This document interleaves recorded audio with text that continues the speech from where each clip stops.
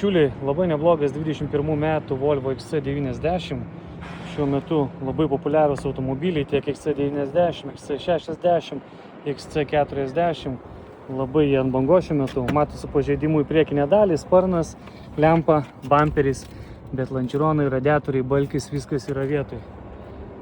Graži mėlyna spalva, parsiduoda draudimo kompanijos, 35 beveik 1000 mylių, lapkričio 6 bus jos aukcionas.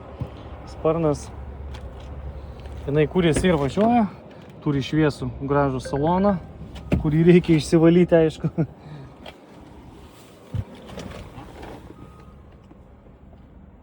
Čia yra Momentum komplektacija, didelė panorama, galinė klima.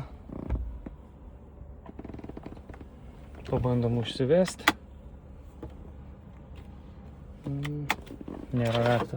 Nėra rakto. Raktas yra ofise. Tai neužvesim, bet yra video užvestos mašinos.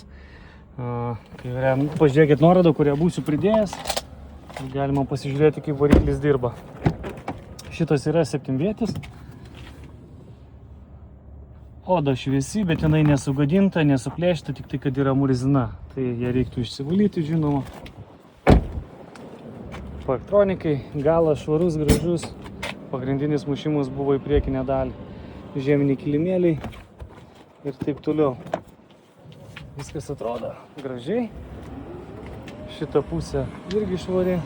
Tai vat pagrindinė mušimas buvo grinai priekis. Čia šiek tiek pamraižyta irgi. Šita lempa sveika.